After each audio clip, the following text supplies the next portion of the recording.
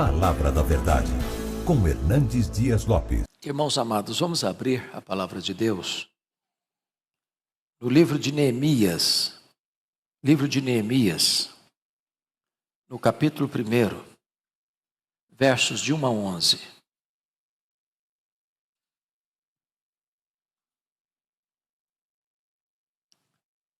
Neemias, capítulo 1, versos de 1 a 11. Está escrito as palavras de Neemias, filho de Acalias. No mês de Quisleu, no ano 20º, estando eu na cidadela de Suzã, veio Anani, um de meus irmãos, com alguns de Judá. Então lhes perguntei pelos judeus que escaparam e que não foram levados para o exílio e acerca de Jerusalém. Disseram-me: os restantes que não foram levados para o exílio e se acham lá na província estão em grande miséria e desprezo. Os muros de Jerusalém estão derribados e as portas queimadas. Tendo eu ouvido estas palavras, assentei-me e chorei, e lamentei por alguns dias. E estive jejuando e orando perante o Deus dos céus. E disse: ah, Senhor Deus dos céus, Deus grande e temível, que guardas a aliança e a misericórdia para com aqueles que te amam e guardam os teus mandamentos. Estejam, pois, atentos os teus ouvidos e os teus olhos abertos, para acudires à oração do teu servo, que hoje faço a tua presença, dia e noite, pelos filhos de Israel, teus servos. E faço confissão pelos pecados dos filhos de Israel, os quais temos cometido contra ti, pois eu e a casa de meu pai temos pecado. Temos procedido de todo corruptamente contra ti. Não temos guardado os mandamentos, nem os estatutos, nem os juízos que ordenaste a Moisés teu servo. Lembra-te da palavra que ordenaste a Moisés teu servo, dizendo: se transgredirdes, eu vos espalharei por entre os povos. Mas se vos converterdes a mim, e guardardes os meus mandamentos, e os cumprirdes, então, ainda que os vossos rejeitados estejam pelas extremidades do céu, de lá os ajuntarei, e os trarei para o lugar que tenho escolhido para ali fazer habitar o meu nome. Estes ainda são teus servos, e o teu povo que resgataste com teu grande poder e com tua mão poderosa. Ah, Senhor, estejam, pois, atentos os teus ouvidos à oração do teu servo e a dos teus servos que se agradam de temer o teu nome. Concede que seja bem-sucedido hoje o teu servo e dá-lhe mercê perante este homem. Nesse tempo, eu era copeiro do rei. Amém.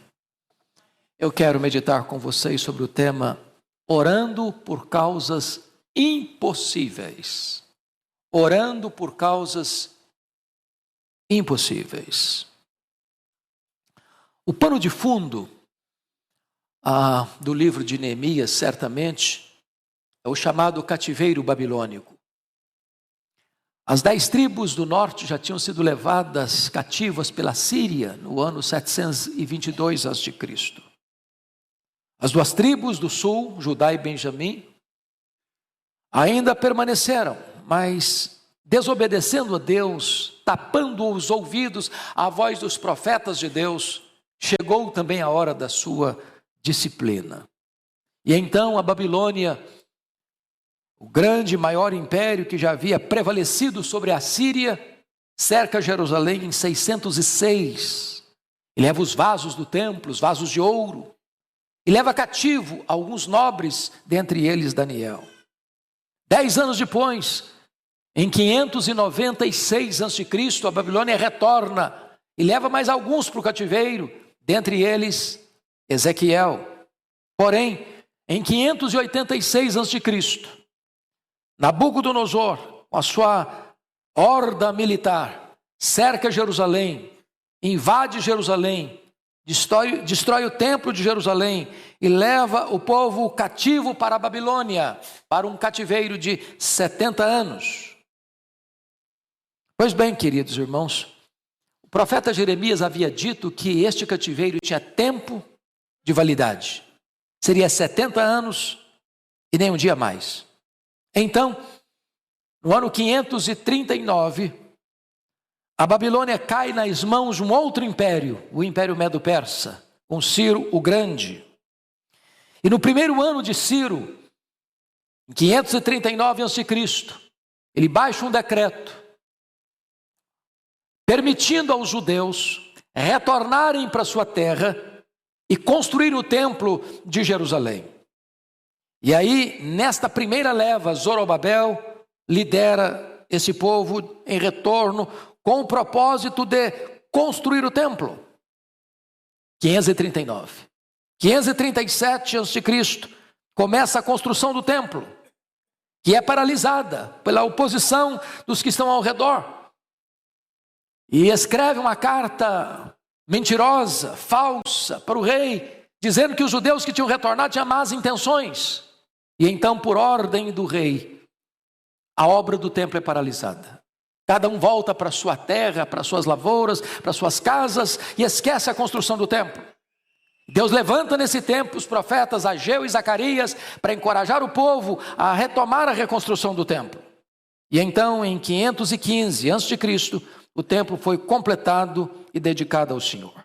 Mas, agora, no governo de Artaxerxes, que governou dos anos 465 ao ano 429, precisamente no ano 458 a.C., veio a segunda leva dos judeus sob a liderança de Esdras, agora para instruir o povo acerca da lei de Deus. E quando ele chega, ele toma um susto, porque os sacerdotes, os líderes, haviam se casado com mulheres pagãs, comprometendo assim a pureza da fé, com as mesmas causas que levaram o povo para o cativeiro.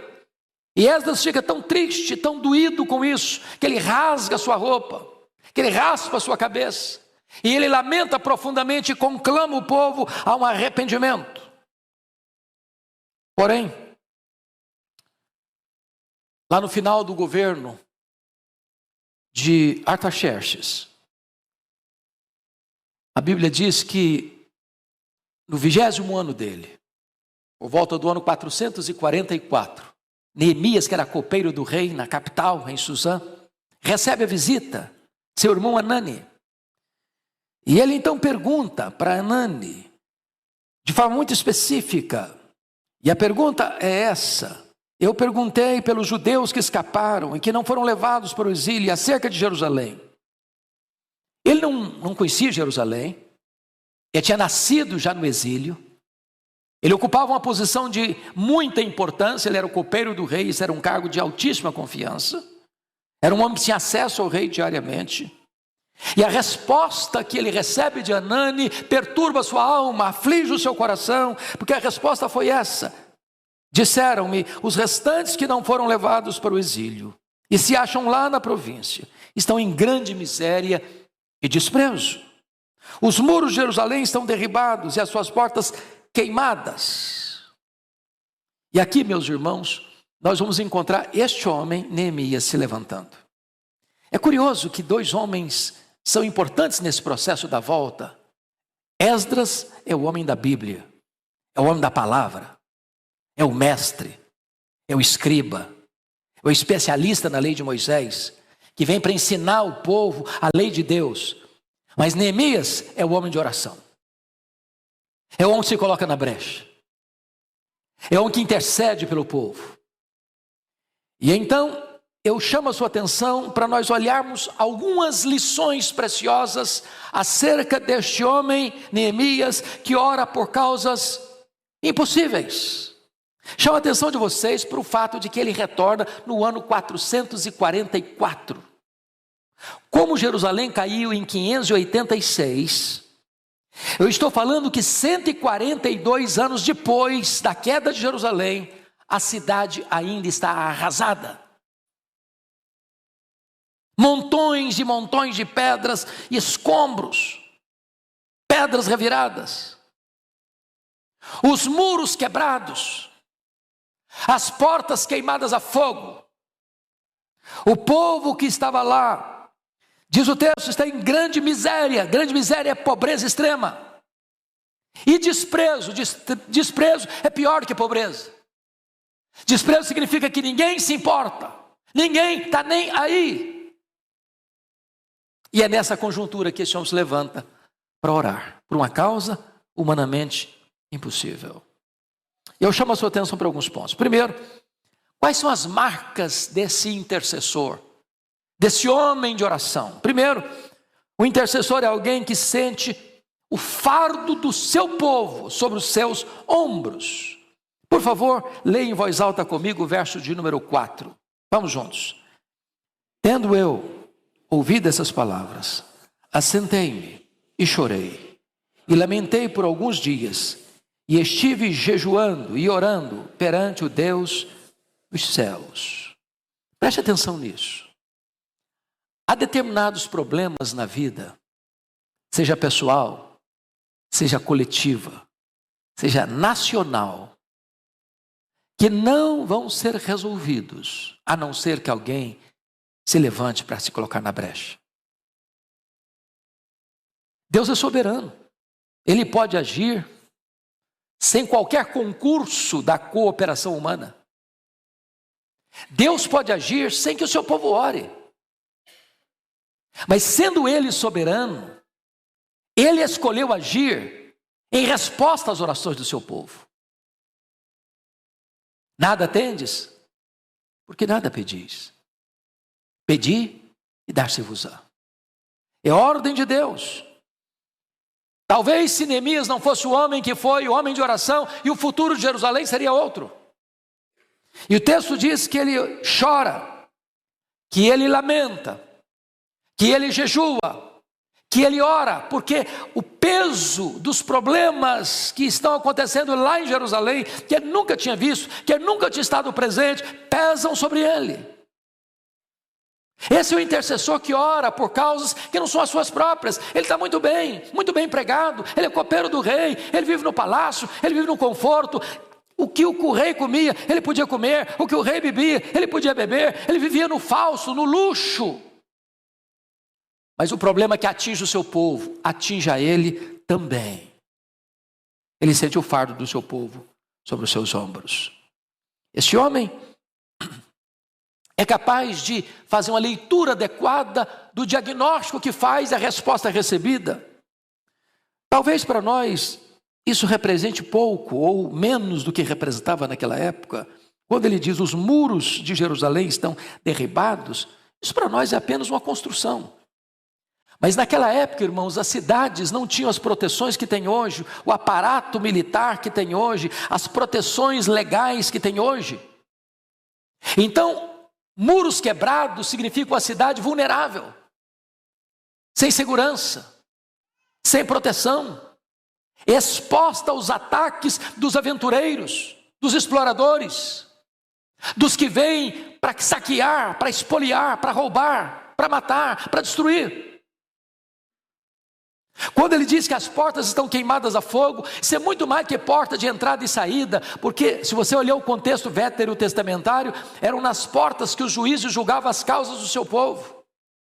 Quando diz que as portas estão queimadas a fogo, significa que esta cidade não tem um aparato legal, jurídico, que proteja, leis que protejam, tribunais que protejam, juiz que julguem as causas do povo. O povo estava entregue ao caos.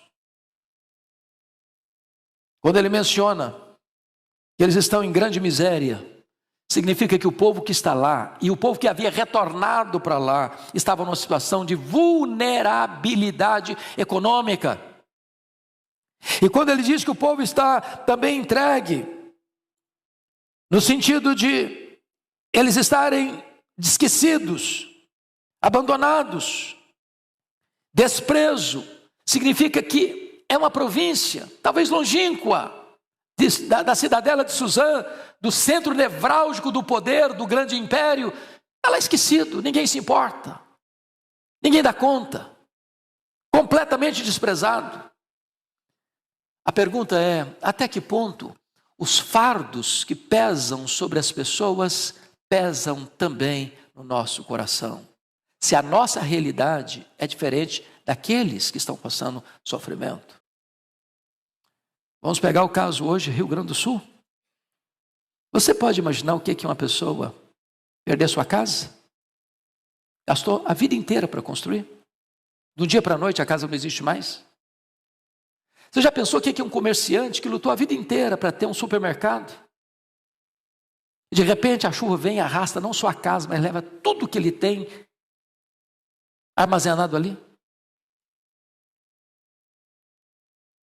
Nós estamos muito bem confortados na nossa casa, com a nossa cama quentinha, com a nossa roupa passadinha, com a nossa comida sobre a mesa. Às vezes o problema é que pesa nos ombros dos outros, não pesa de igual modo na nosso coração. O intercessor sente a dor do outro pulsando e latejando no seu próprio peito.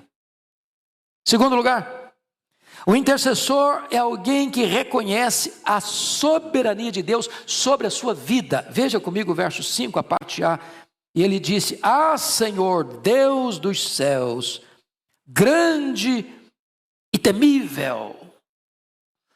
Irmãos amados, só uma notinha de rodapé. Às vezes eu vejo pessoas se dirigindo a Deus, e até hoje eu me constranjo, eu confesso. Quando eu vou cantar um cântico que chama Deus de você, eu fico um pouco constrangido. Eu não sei quanto a você. Mas é uma intimidade de linguagem que nem sempre é a linguagem de intimidade real. Como se Deus fosse nosso coleguinha. Há outros cânticos que parece que Jesus é um namoradinho, que senta no colo, que faz carícia, que faz cafuné.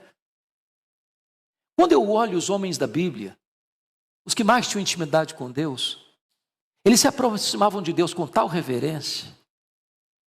E Neemias não pode se aproximar de Deus a não ser dizer: Ah, Senhor, Deus dos céus, grande e temível. Qual a visão que nós temos de Deus? Da soberania de Deus, da grandeza de Deus. Quando João é chamado ao céu, ele chega e vê um trono. E ele não ousa descrever aquele que está sentado no trono, a não ser compará-lo com pedras preciosas.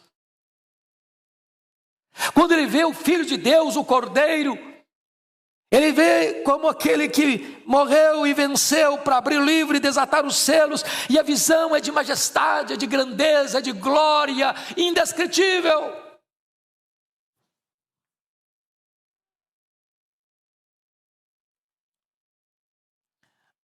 Quando você ora, você não está orando a alguém igual a você. Você está orando ao soberano Senhor do universo. Você está orando àquele que está no trono, aquele que tem o controle do universo, das nações, da história em suas poderosas mãos. Você está orando àquele que tem poder para agir, aquele que tem poder para reverter o quadro, para mudar o placar do jogo, para virar a mesa da história. Você está orando ao todo-poderoso Deus.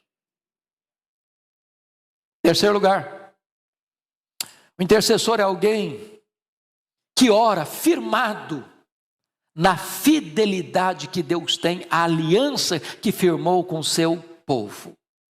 Veja comigo o verso 5, a parte B, quando ele diz assim: que guardas a aliança e a misericórdia para com aqueles que te amam e guardam os teus mandamentos. Meus irmãos, uma das doutrinas mais consoladoras da Bíblia é a doutrina da aliança.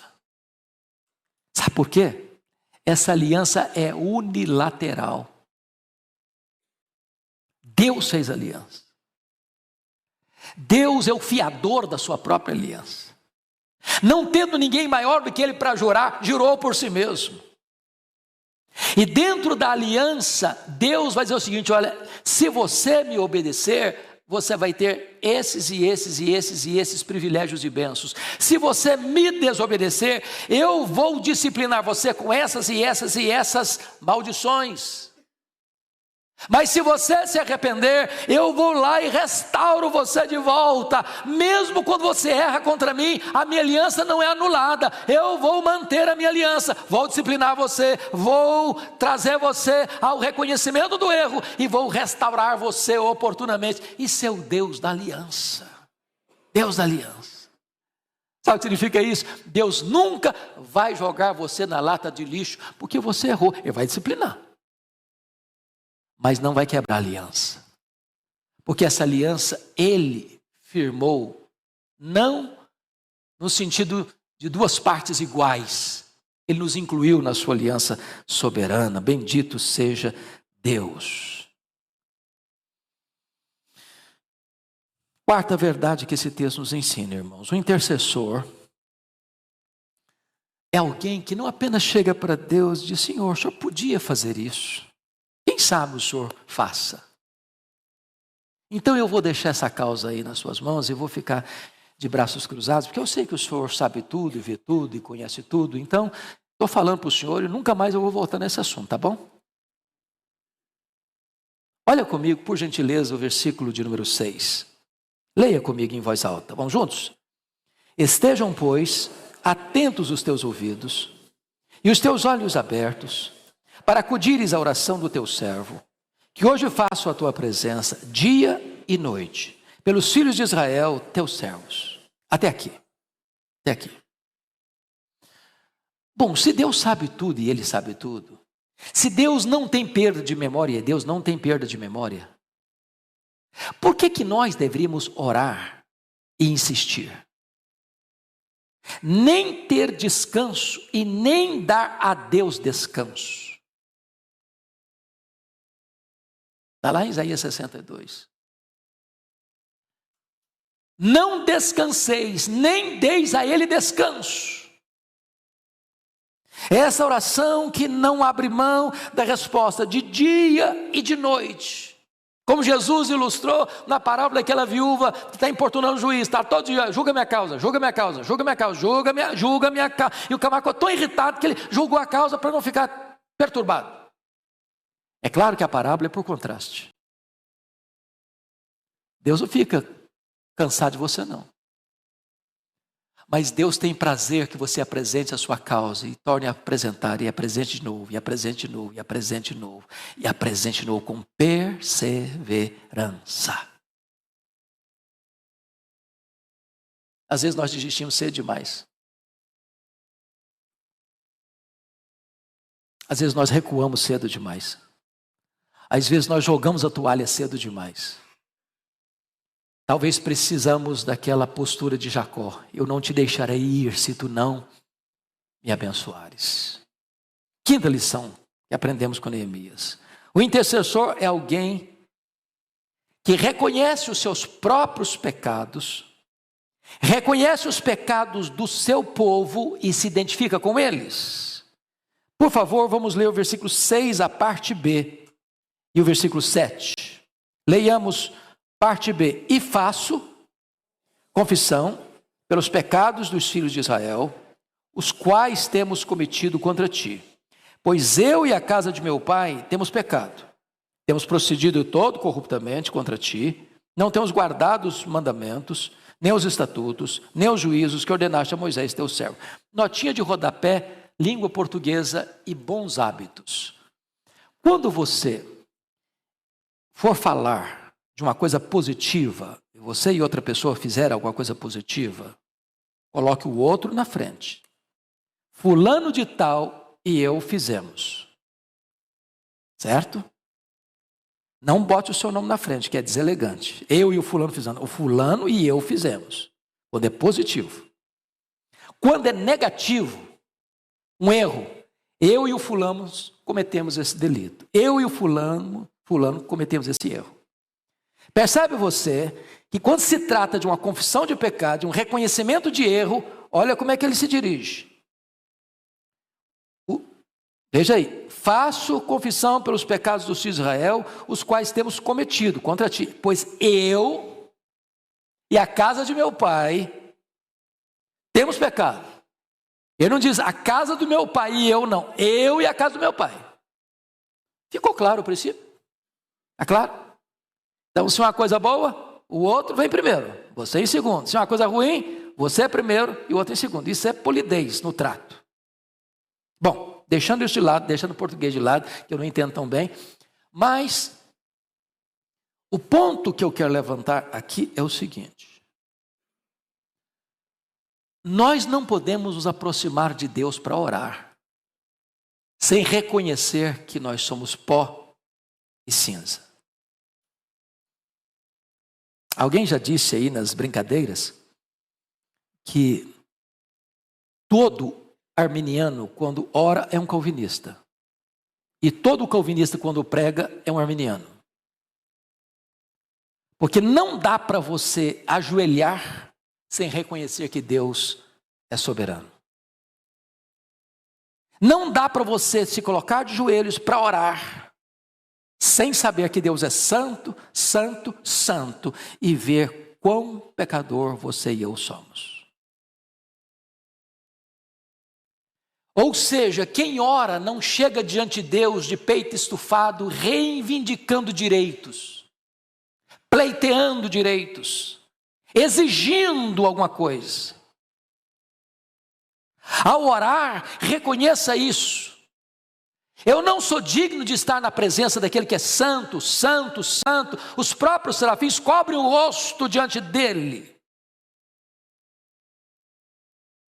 Então Neemias, antes de interceder de forma plena, ele vai entender uma coisa: eu e a casa do meu pai temos pecado, temos feito o que é mal.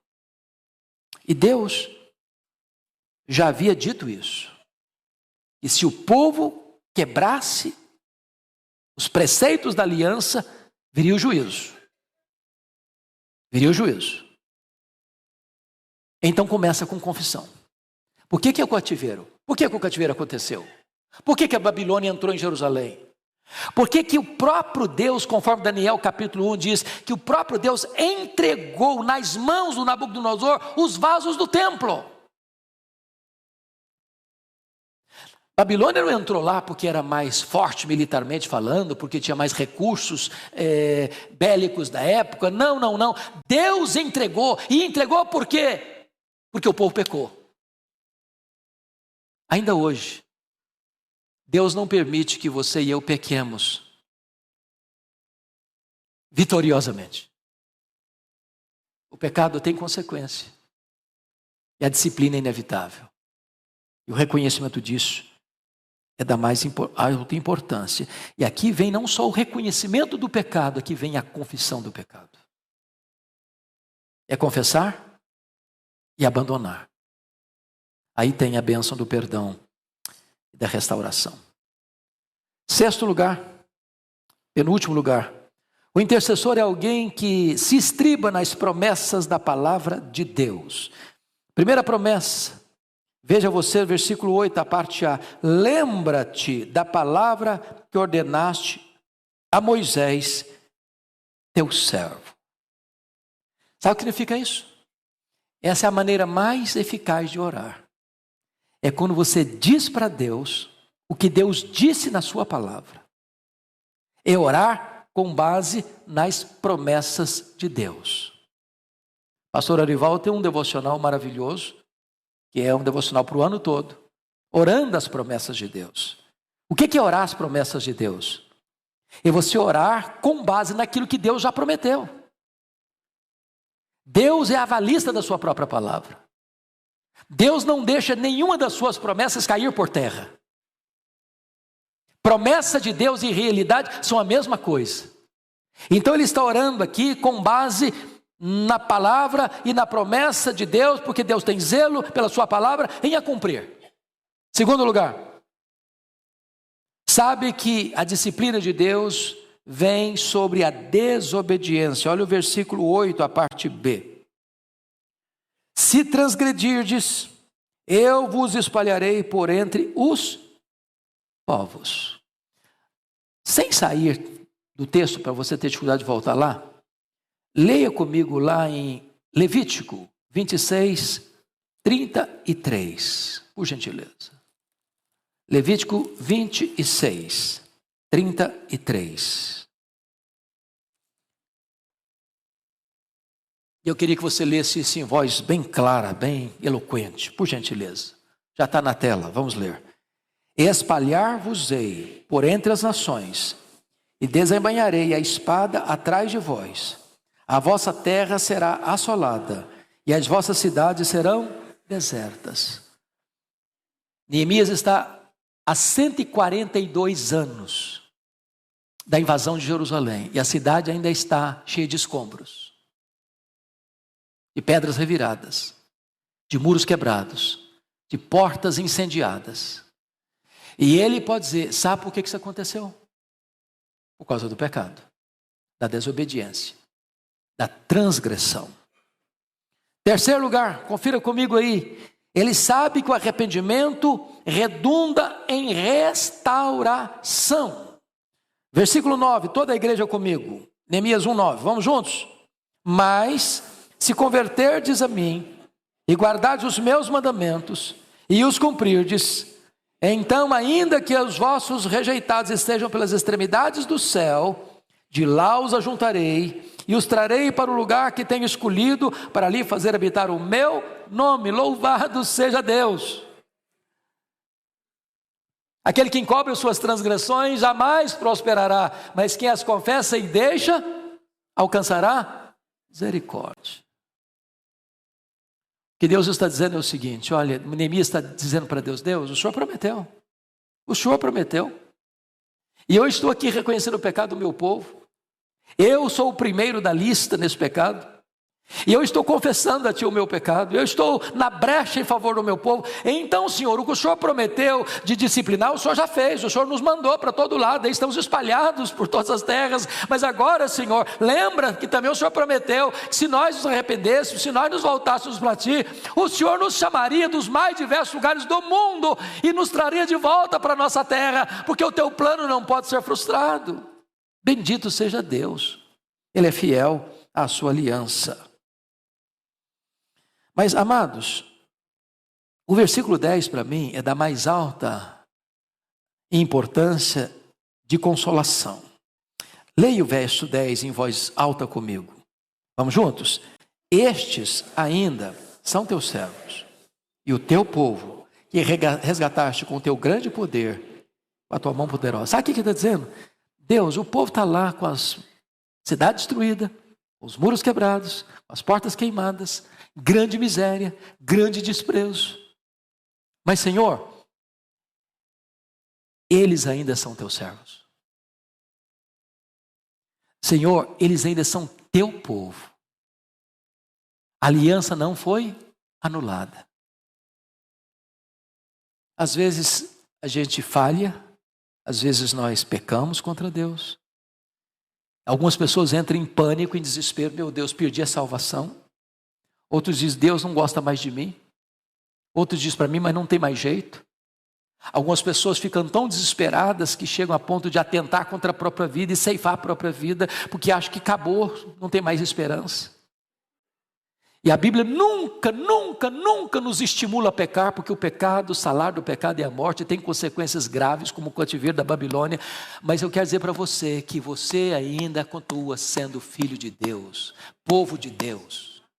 Deus não deixou você de lado, Deus não deixou de amar você, Deus tem um plano na sua vida, Deus quer restaurar você, Deus quer trazer você de volta, Deus quer colocar você no lugar que é a vontade dEle, Deus quer abençoar a sua vida, então é hora de voltar.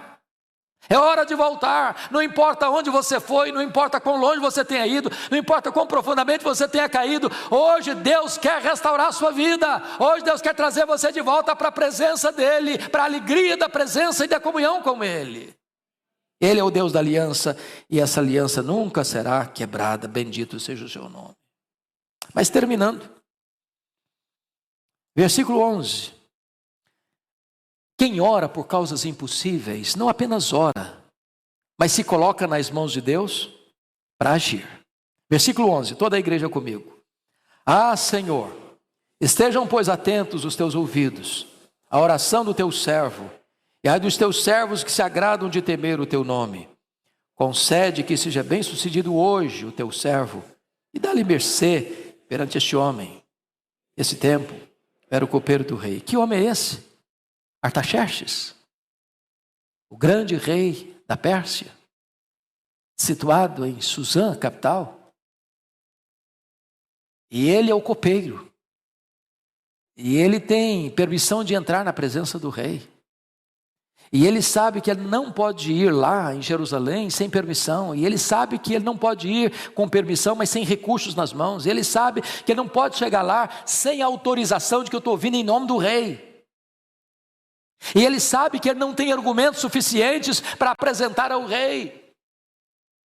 E esse homem acredita que Deus responde a oração. Ele acredita que o coração do rei está nas mãos de Deus. Deus pode inclinar o coração do rei. Deus pode estrancar portas fechadas. Deus pode abrir caminhos onde não tem caminho. Ele pode abrir o mar. Ele pode fazer do deserto um caminho. Ele pode fazer um milagre. Ele pode fazer o impossível por meio da oração. Ele ora. Relâmpagamente ele ora. E em resposta à sua oração, o rei entendeu a sua causa. O rei enviou a Jerusalém. O rei deu recursos suficientes para ele reconstruir a cidade. E diz a Bíblia que agora ele não é apenas um homem de oração, ele é também um homem de ação, porque oração significa ação também. Você não ora e cruza os braços, você ora e age. Você ora e trabalha.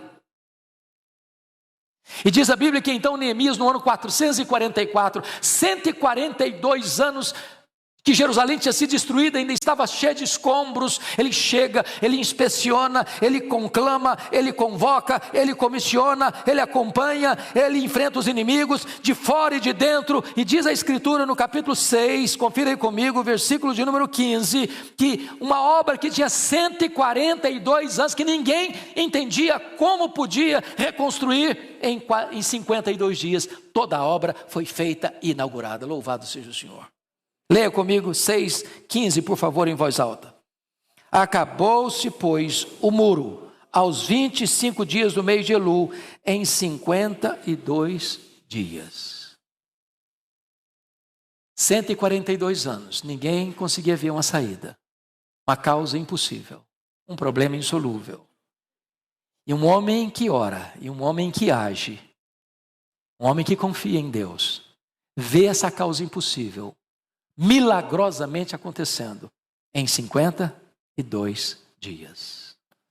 Quais são as suas causas impossíveis?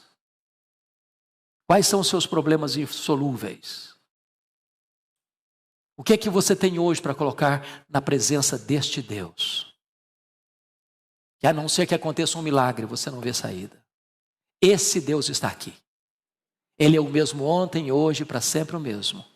E agora Ele pode também levantar você, capacitar você, para ser parte da solução desse problema insolúvel. E num tempo recorde, você vê o milagre de Deus acontecendo na sua vida. Vamos ficar em pé e vamos orar.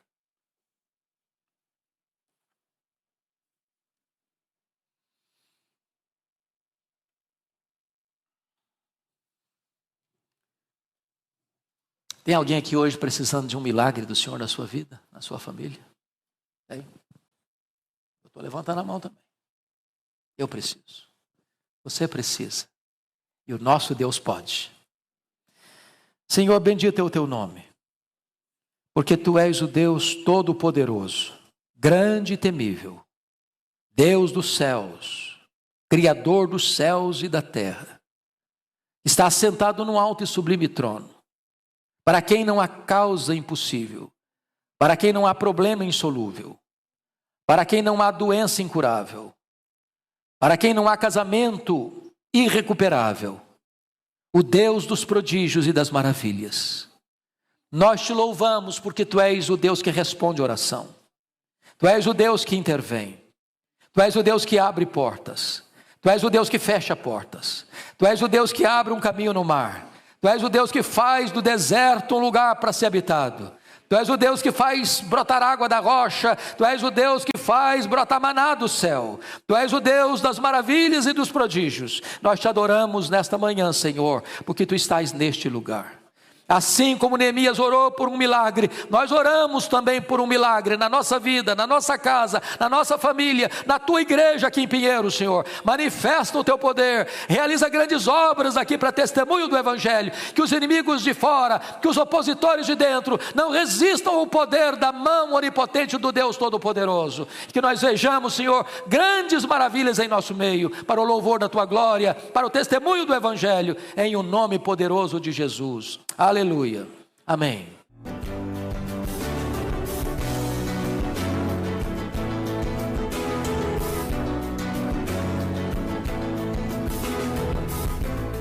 Palavra da Verdade, com Hernandes Dias Lopes.